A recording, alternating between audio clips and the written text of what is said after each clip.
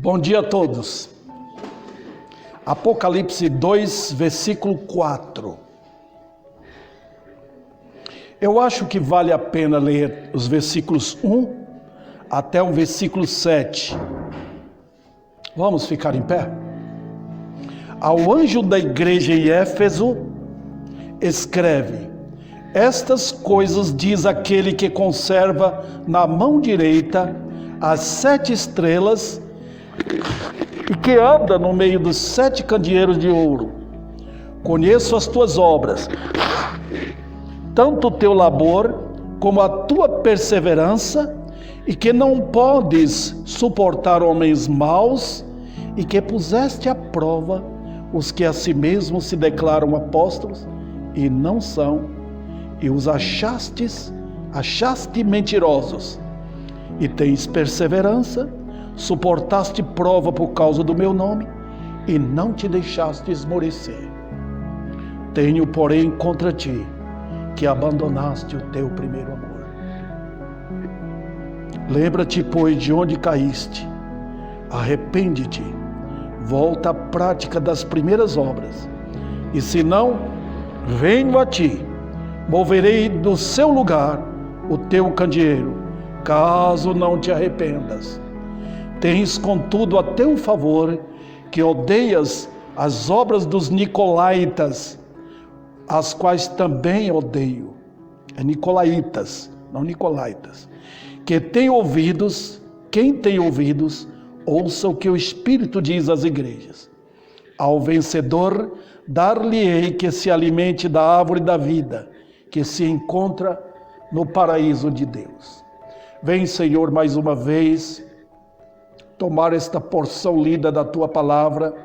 Ela é bendita, a palavra de Deus, ela é gloriosa nela mesma, ela é poderosa, suficiente para alcançar corações, e dá-me graça de pregar no teu poder, na unção do alto, e que alcance os que estão aqui presentes, que alcance o Brasil, que alcance o mundo, edificando o teu povo, salvando o teu povo eleito. E nós vamos te pedir, em nome de Cristo. Amém. Podeis assentar.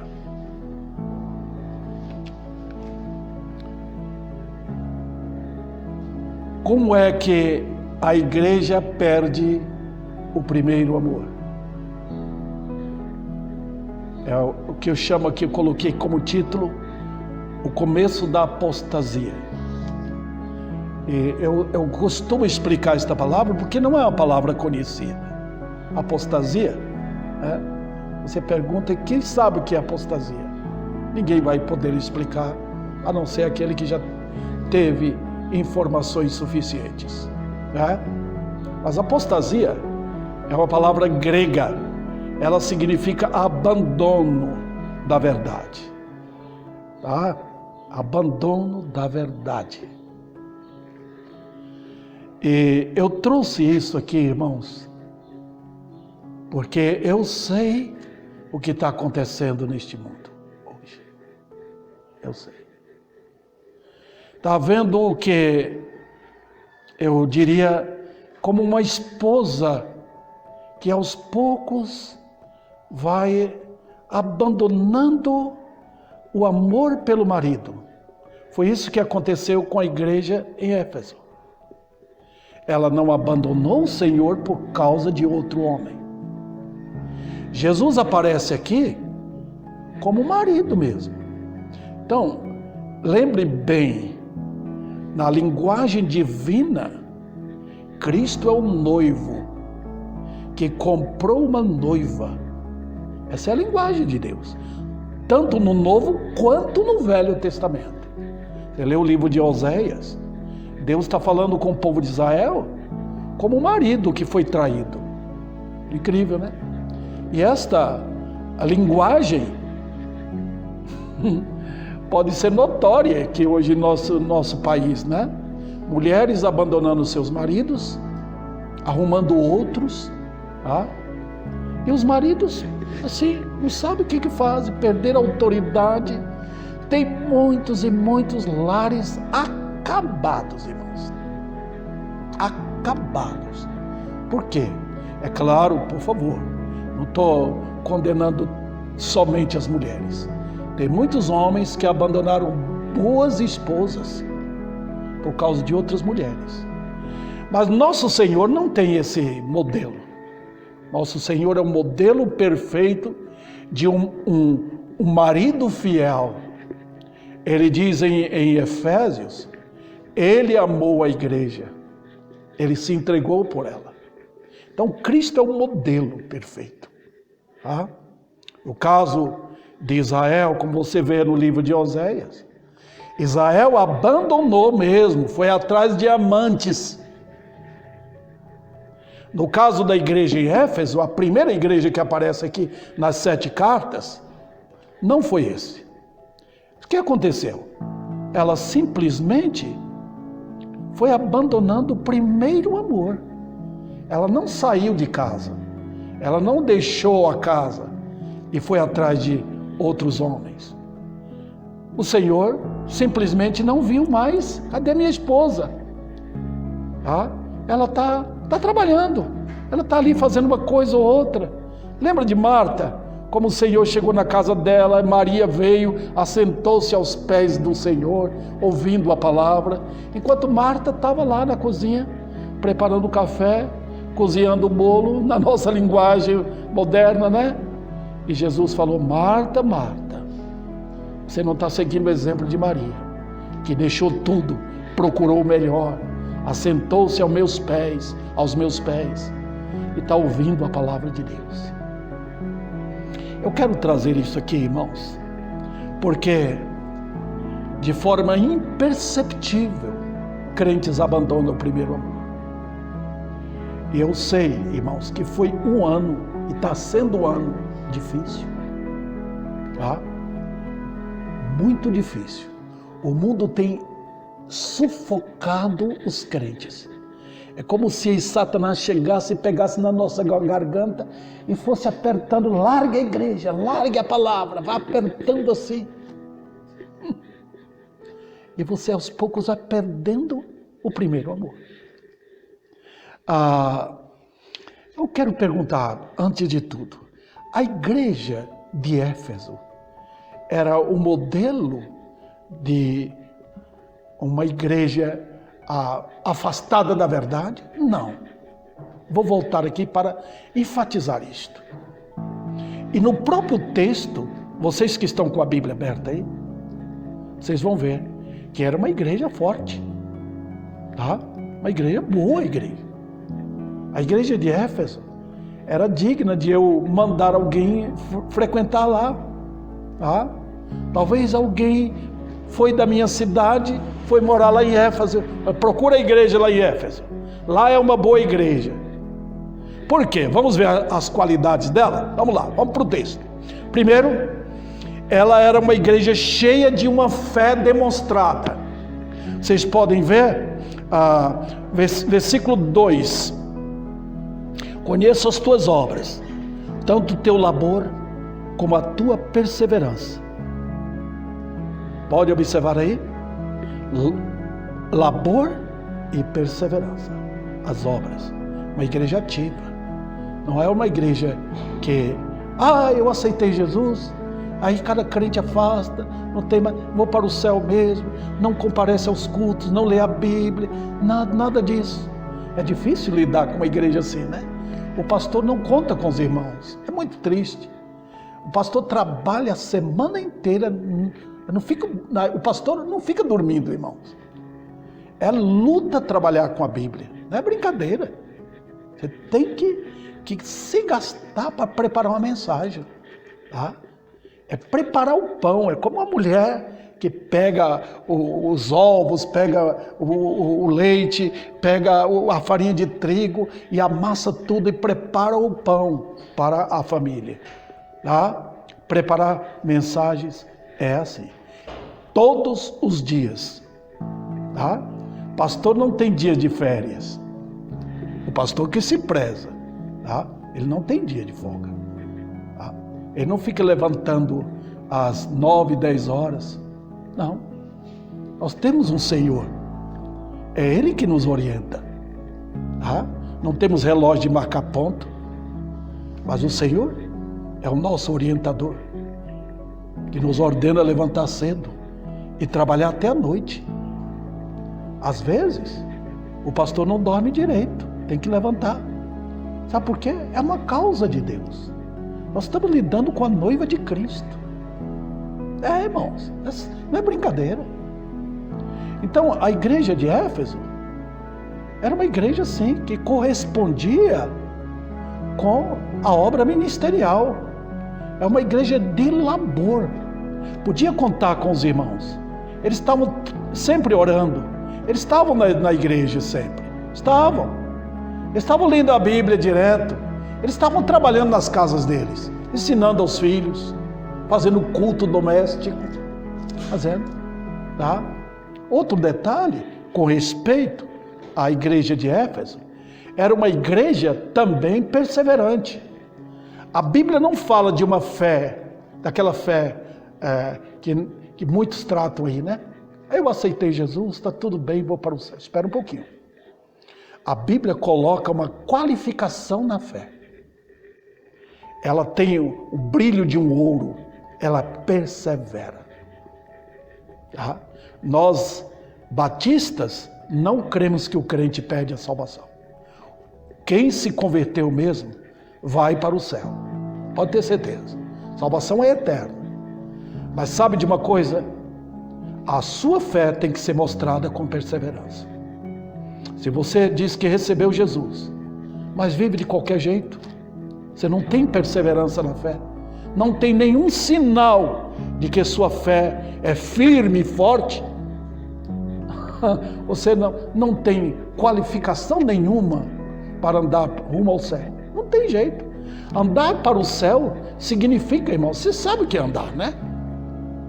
Sabe o que é andar? Rumo ao céu. É subida. O caminho é estreito. É guerra.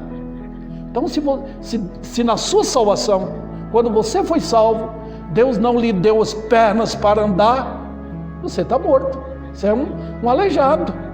Se você não tem aquele espírito de perseverança, de continuar firme, está indicando que a fé é vã.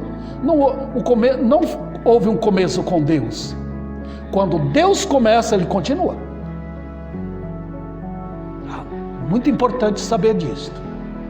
Então, experimentada a fé do crente é. Ela é experimentada. E a fé da igreja de Éfeso era assim. Perseverante. Bonito, né? Igreja trabalhadeira.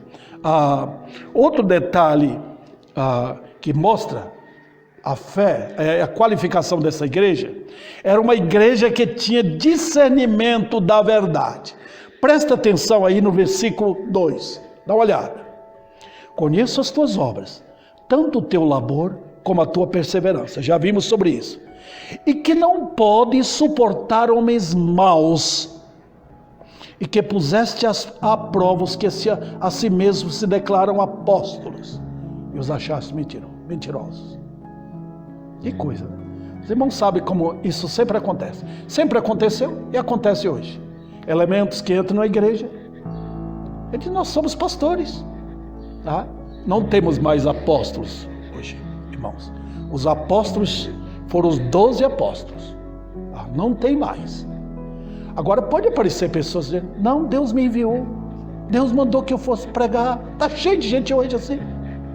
Que sente a emoção do momento e correm para pregar. Logo abre um salão ali. Quando Deus está falando, não mandei você. Não mandei. Quem eu mando tem a minha palavra. Está com ele a palavra de Deus. Né? Então isso pode acontecer na igreja. A igreja tem que ter discernimento. Quem é aquele elemento que está lá na frente? Quem é o pastor que está pregando lá? Ele é um homem de Deus ou é um mentiroso? Essa capacidade de discernir, a igreja de Éfeso tem. E nós precisamos também ter isso. Quem é esse fulano de tal que entrou? Parece ser, mas não é. É muito perigoso entrar dentro de uma igreja pessoas que vão tomar a frente para ficar pregando, falando que é de Deus, que foi enviado, quando na realidade não são pessoas enviadas por Deus. Nós temos que ter discernimento, tá? E a igreja toda tem essa capacidade tem que ter essa capacidade de discernir. A igreja de Éfeso tinha, tá? Hoje quase não vê isso. Todo mundo fala amém para tudo hoje. O cara aparece pregando, amém, amém. Eu já vi isso demais, irmãos. O cara pregando mentira, usando aquela oratória bonita, emocional, para atrair o povo para si. Perigosíssimo isso. A igreja de Éfeso não suportava isso. Tá? Nós precisamos de homens de Deus dentro da igreja. Precisamos de líderes. Mas homens provados, homens examinados, homens que realmente respeitam e temem a Deus. Não pensem neles, pensem na igreja. Tá? Tem muitos elementos que não querem apenas arrancar vamos dizer assim, o que a ovelha tem para tirar de fazer casaco para ele. Ele quer arrancar a pele e a gordura da ovelha também. Então, em terceiro lugar, era uma igreja que demonstrava fé provada. Olha o final desse versículo. Versículo 3. Tens perseverança, suportaste provas por causa do meu nome e não te deixaste esmorecer. Oh, como falta isso hoje. Nós estamos vivendo, irmãos, um momento de prova. Tem várias maneiras que Satanás usa para provar. Deus permite. Ele, em muitos lugares, ele usa prova de fogo. Eu soube que no Irã, muitas pessoas têm se convertido. Muitas. Mas para morrer. Logo que eles se convertem, eles são levados para serem executados. Tá? Na China também, muitos crentes. E o que Deus está fazendo aqui? Está provando. Nunca o crente para de ser provado. As provações vêm aos poucos, irmãos. Tá? E tem provações que elas vêm tão sutis que você não percebe. Deus prova o crente. Até por uma pessoa muito amiga sua. Tá? O marido. Aquelas coisinhas que entram na sua casa. Tá? Que vão minando a sua fé. Logo você deixa a Bíblia de lado. Tá? Você começa a gastar tempo com coisas que não tem valor nenhum. A Bíblia chama essas coisas de vaidade.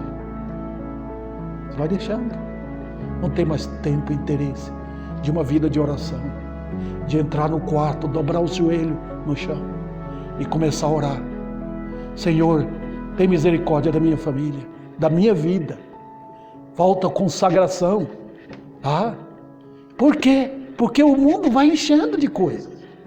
Tá? Logo você está gastando tempo com filmes. Parece fácil, não tem problema nenhum. Mas sabe, ninguém contra essas coisas, ninguém.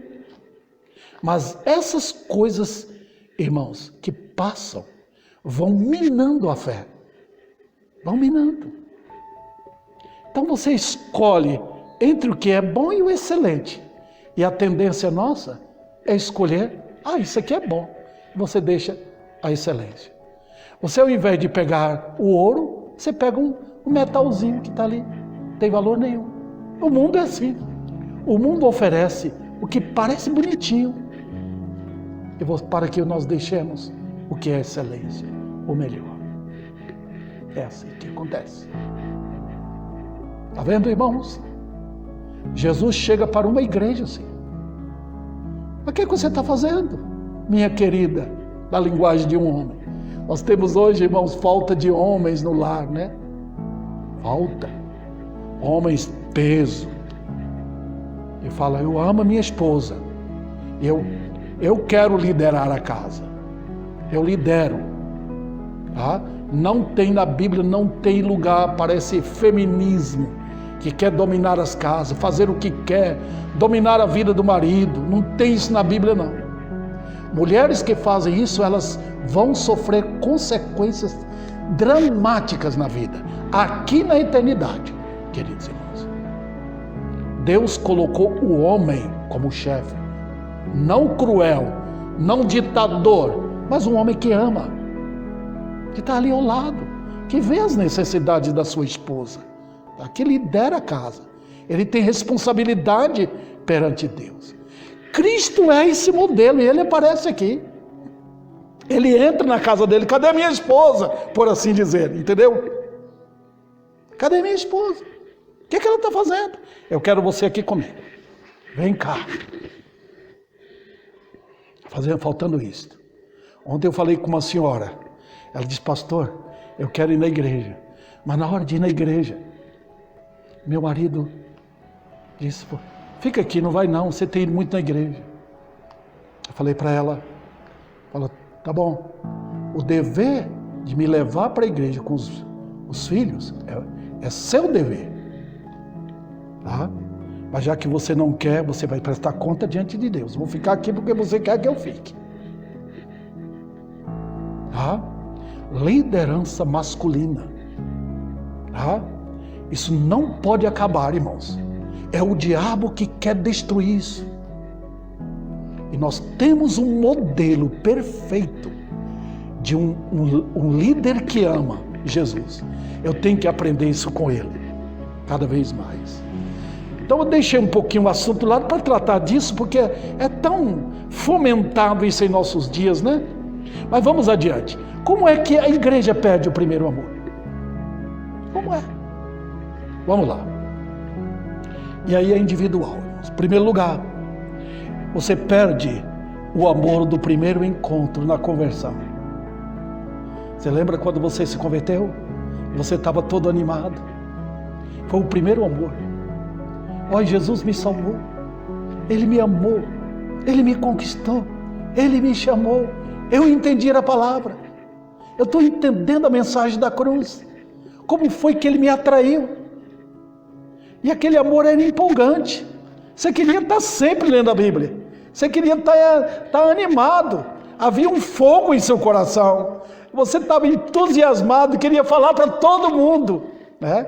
Igual uma jovem que encontra um moço que a ama e ela fica tão empolgada, ela fala para suas amigas, ela fala dentro de casa, ele me ama. Puxa, é assim que acontece no primeiro amor. Como aquilo é empolgante, né? A gente quer cantar, a gente quer estar junto, quer convidar os amigos, vamos lá, vamos ouvir a palavra de Deus. Perdeu o primeiro amor? Perdeu aquele fervor? Aquele amor que encheu o coração de alegria? Foi. Você era totalmente alegre. Mas eu tenho certeza de salvação. Quando as doutrinas vinham, quando você ouvia a mensagem, você ficava impressionado, lia a Bíblia todo dia, porque você queria ouvir a voz do seu Senhor, né? A mensagem era maravilhosa, você ficava empolgado com as doutrinas, elas eram importantes, ouvir de eleição, ouvir do fato de que você é seguro para sempre, ouvir da graça que lhe atraiu, essas coisas todas lhe empolgavam, não? Você perdeu tudo isso, foi perdendo. Olha que coisa, queridos irmãos. Outro detalhe era aquele amor que levava a experimentar a companhia diária com o Senhor. Eu até tratei um pouquinho já sobre isso, mas vale a pena a gente dar mais ênfase, brilhar o assunto aqui, né? No começo era tudo empolgante, tá?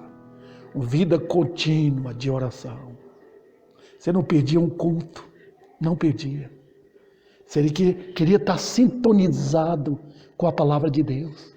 Havia aquele elemento, parecendo aquele fio que faz ligação. Ontem eu tive que vir aqui para fazer essa ligação aqui, com a energia com o ventilador, né? Para funcionar aquele ventilador. Então no começo era assim, Havia aquela conexão, né? Como o Senhor me ama. Então você queria estar ouvindo sempre. A Bíblia era o seu livro. Era a carta de amor que você tinha em mãos. E você ouvia aquilo com prazer. Depois foi perdendo. Cadê? A Bíblia está de lado. Ela é apenas um mero livro, ocupando um espaço lá dentro de sua casa. Tá? Ela não tem aquele brilho como um candeeiro aceso, como uma lâmpada acesa dentro de casa, brilhando. Não há mais interesse de decorar versículos, não há mais. Então o mundo está furtando isso. Quem é esse Dom Juan mundano que está chegando e tirando você do seu mestre? Quem é esse? Quem é esse conquistador? Não é o diabo?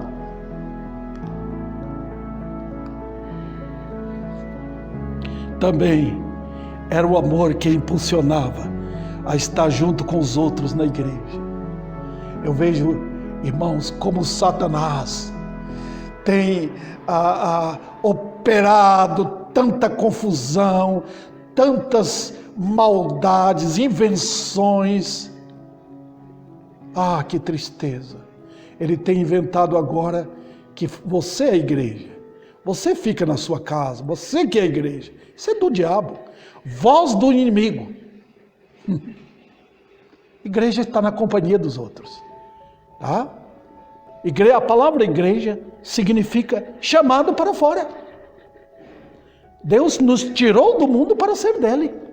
Então, se você está lá na sua vida de pecado, você diz, eu sou a igreja. Então você não entende o que é isto. Igreja é a companhia dos santos. Nós estivemos agora de manhã juntos, cantando, né? Celebrando a ceia do Senhor. Isso é igreja. Um orando com o outro, lutando, vendo as lutas, dificuldades que passamos. Um ajudando, aconselhando um ao outro. Isso é igreja. Um edificando, chamando atenção. Você está errado. Vamos levantar, irmãos. Vamos lá. Caminhado para a glória. Nós não chegamos no céu ainda. Nós estamos caminhando para lá. Isso é igreja? Perdeu isso. Cadê os irmãos? Cadê aqueles que deveriam estar juntos? A igreja não é composta meramente do pastor, esposa, filho e nora. A igreja é a companhia dos irmãos.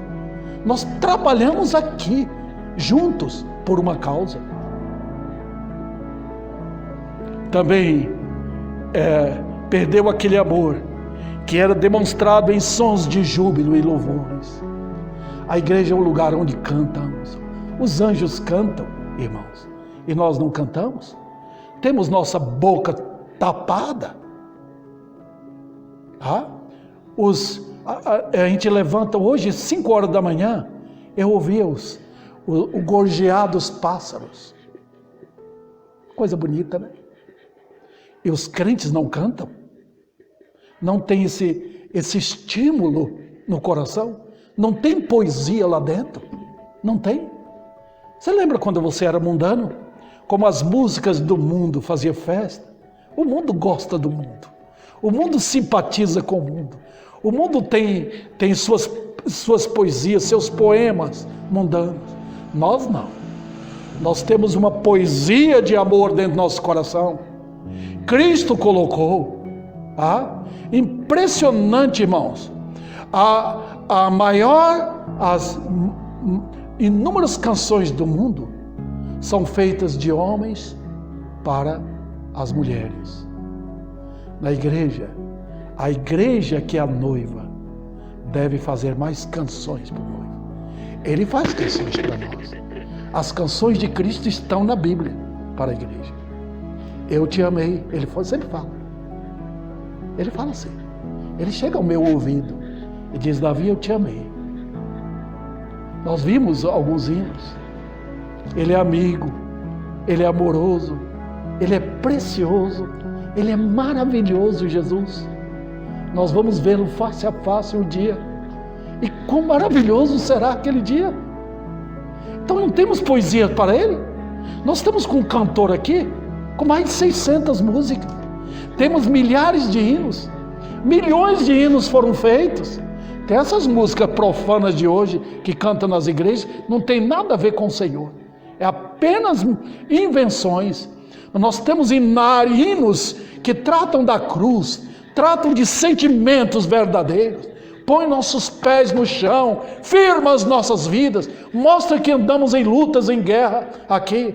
Nós cantamos os hinos dos céus na terra, sim. Cantamos hinos de santidade, cantamos hinos da redenção. Está cheio disso, irmãos. Se eu não posso fazer uma poesia para o meu Senhor, milhares de santos irmãos em Cristo fizeram canções. Oh, como é tão singular Jesus, esbelto e muito gentil, precioso é Jesus para mim. Canções que falam da redenção. Acabou isso? Foi embora? Será que o mundo religioso de hoje não está lhe atraindo? Você fala assim, eu não gosto mais daquilo. Eu fui em igrejas, quando eles estão tratando agora os hinos do cantor cristão e de outros cânticos fora do cantor, como se fossem coisas ultrapassadas, coisas assim que você acha em museu. Não, essas músicas triviais que cantam hoje, elas são igual um copo descartável, você toma água agora e joga fora. Os nossos hinos são, eu diria para vocês, são aqueles instrumentos de ouro que eram usados no templo em Jerusalém, continuamente usados. Nunca acabam, porque permanecem. Tem uma história, tem uma mensagem ali. E tem mais aqui, irmãos. O amor que fazia com que a palavra de Deus fosse a carta de amor que tanto interessava em ler. Você está lendo a Bíblia toda? Você ama este livro ao ponto de querer ler até várias vezes? Ou você não tem tempo? O mundo lhe ocupou tanto que você perdeu o interesse pela Bíblia. É a nossa carta. Eu ouvi de um pastor que leu a Bíblia umas 200 vezes na vida. Puxa, ele amava a palavra de Deus. E você perdeu isso, interesse? Desprezou a palavra de Deus. Está perdendo o primeiro amor, queridos. Está perdendo. Cadê? Cadê a glória de Cristo em sua vida? Cadê o romance seu com Ele? Você não é dele? Ele não é seu? Você não vai vê-lo na glória? Ou você está apenas querendo um céu para a aposentadoria eterna? O amor que abria a boca para testemunhar a todos ao redor parecia ter vida naquele tempo, né? Você chegava a falar com seus amigos, colegas, vamos para a igreja, vamos ouvir a palavra de Deus. Perdeu isso. Quem pode? Cadê? Cadê os santos de Deus? Que a boca abria continuamente para falar. E para terminar sobre o primeiro amor, o amor que levava a regozijar-se nas maravilhas eternas de uma tão grande salvação. Hoje, irmãos, o que fala é prosperidade. Hoje o que está tratando é isso. Hoje o que trata é o do mundo. Tá? Eu ganhei dinheiro, eu tenho um novo carro, eu estou ganhando bem, eu posso sair para comer à vontade em qualquer lugar. Não estão tratando da redenção, não. Não está tratando daquilo. Maranata, ora vem, Senhor Jesus.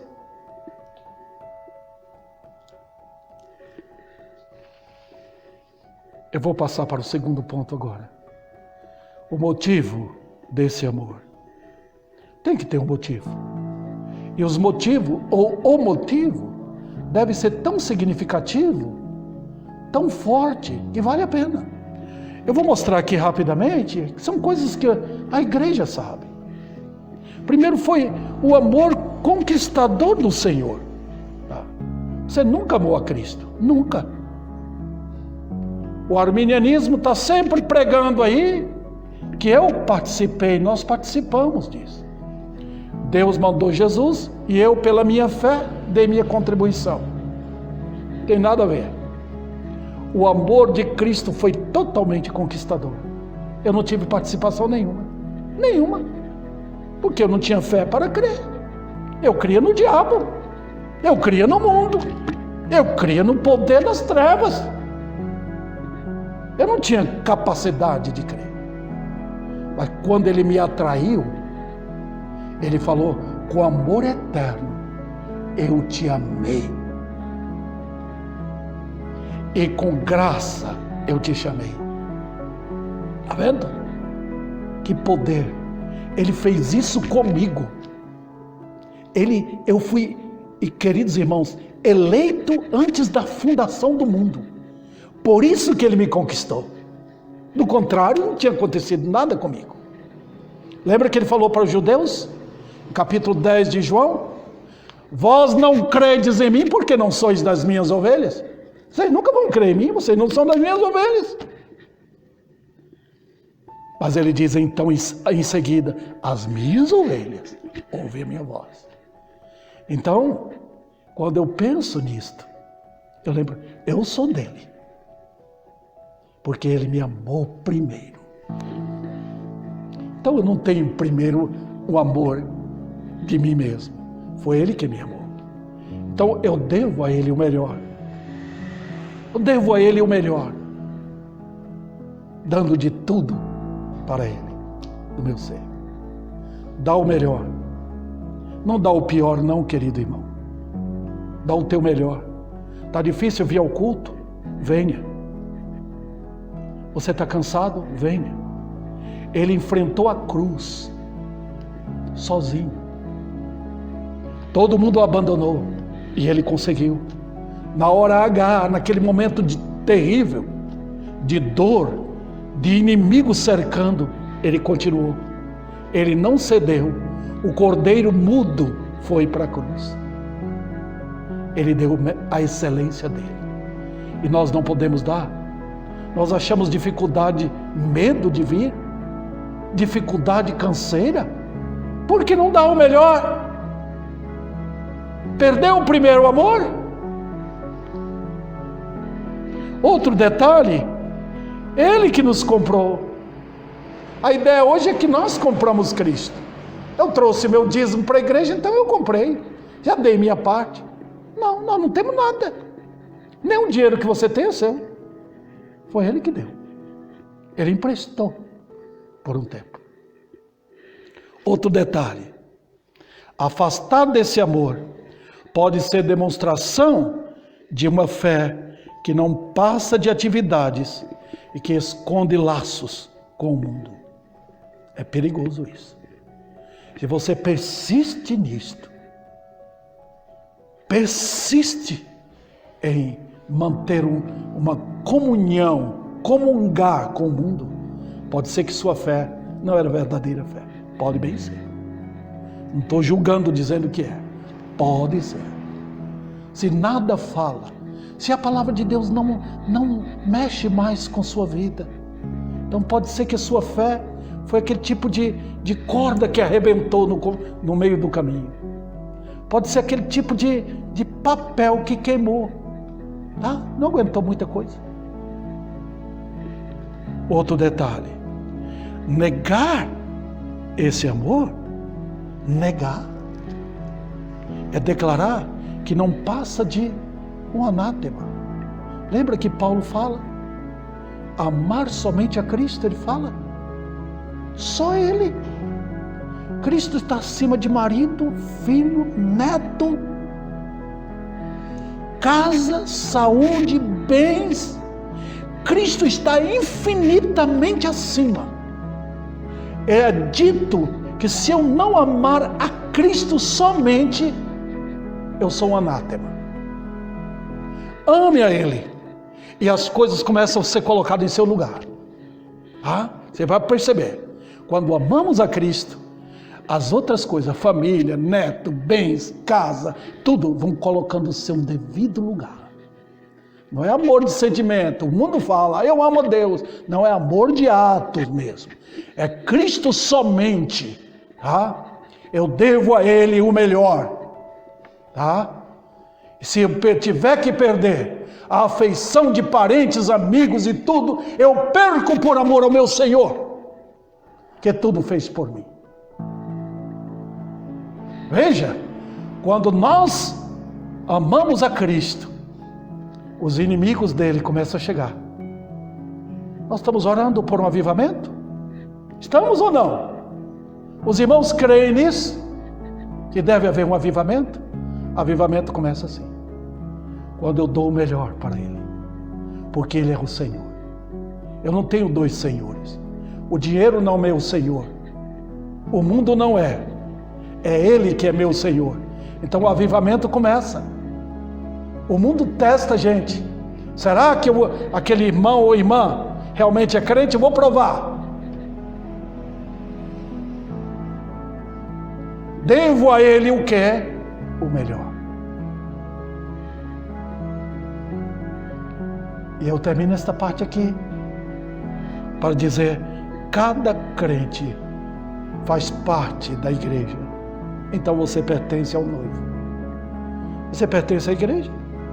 Você pertence àquele grupo de milhões e milhões que foram salvos, que muitos já estão no céu. Aqueles milhões e milhões que vão adorar Cristo eternamente. Se você pertence, então você pertence à noiva e ao noivo. Você é dele. Ele vai lidar com você. Você é mais importante para ele do que suas necessidades materiais. Pode ter certeza. Ele sabe como lidar com você. Às vezes o pastor não sabe. Eu não sei. Às vezes eu lido. Depois eu falo: Senhor, eu vou apenas orar. Porque aquela pessoa já sabe. Ela já tem conhecimento. Quando já tem conhecimento, então é o momento de Deus entrar em ação. Os irmãos podem ter certeza. Não estou falando por mim. Falo por causa de... Eu sei que tem muitos e muitos pastores, excelentes obreiros. Eles estão prontos a andar 10, 15 quilômetros a pé para socorrer alguém que está precisando. Mas quando a alma não quer, rejeita. Por que ir? Por quê? Vamos orar. Ok, irmãos, vamos adiante. Eu quero terminar esta parte. As manifestações da apostasia. E aí eu termino. Como aparece a apostasia? Como eu posso dizer: a minha igreja Batista Maranata perdeu o primeiro amor? Primeiro, eu vejo claramente no abandono à Bíblia. Quando abandonamos a Bíblia, qualquer coisa serve. Nós, quando não procuramos o verdadeiro, as notas falsas do Evangelho vão aparecer. Você achar que tem valor. Você não vai ter a capacidade de investigar se aquele brilho que brilha lá adiante é ouro ou apenas bijuteria. Está vendo aqui minha aliança? É ouro. Mas de longe parece bijuteria. Quando nós abandonamos a Bíblia, nós não temos interesse em avaliar as coisas. Não, qualquer coisa serve. Perdeu o primeiro amor. O que será que o Senhor vai fazer para trazer você? Ele vai usar de castigo? Ele vai pegar a vara dele para dar açoites? Outro detalhe, e aqui é perigosíssimo: um apego ao mundo com suas vaidades. Vai perceber como o mundo é terrível. O mundo está perto. Você pensa que está perto de Deus. Não, o mundo está pertinho de você. Está ali com aquelas unhas tentando lhe pegar. Esperando só o momento. E Satanás sabe qual é o seu ponto fraco, irmão. Medo de não ter comida. Medo de perder as coisas. Medo de ladrões. Medo do mundo. medo do que vai acontecer. Você não tem um Senhor que te amou e que cuida? Em terceiro lugar, ouvidos cada vez mais recusando ouvir a verdade. Logo a mensagem não tem interesse. O que o pastor falou, entrou aqui, saiu aqui. É igual pedra, bate ali e volta. A palavra de Deus não entra mais. Em coração endurecido. O que vai acontecer? O que o nosso Senhor faz? Eu vou terminar agora. O que ele diz? Veja o capítulo 2. Versículo 5. Lembra-te, pois, de onde caíste. Arrepende-te e volta à prática das primeiras obras. E se não, venho a ti e moverei do seu lugar o teu candeeiro, caso não te arrependas. Que coisa! Deus tem o candeeiro dele na igreja. Já imaginou quando ele apaga aquilo? A igreja se torna um clube. É isso que acontece. Você vem na igreja por vir. Você vai atrás, mesma coisa que você encontra lá fora. Amizades, entretenimentos, mas não a verdade, porque o Senhor saiu, tá? Lembra que em Ezequiel, Deus deixa o templo? Quando deixou, as idolatrias entraram. Olha quando Deus apaga o candeeiro. Que tristeza. Que o Senhor não venha apagar o candeeiro aqui. Mantenha aceso. Tem alguns irmãos firmes e o candeeiro está aceso. Está aceso. Nós não perdemos o primeiro amor. Bem, queridos irmãos, ele diz, caso não te arrependas, eu tiro o candeeiro, eu apago. A igreja não brilha mais. Então você interessa em qualquer coisa. Tá tudo bem. Eu sou crente, eu vou para o céu. E ele tirando o candeeiro, ela não tendo mais nenhum valor, num mundo de escuridão, a igreja não brilhando mais. Que tristeza. É isso. Ó, que o Senhor tenha misericórdia e fale aos corações aqui, para que todos, sob o entusiasmo da palavra, voltem ao primeiro amor.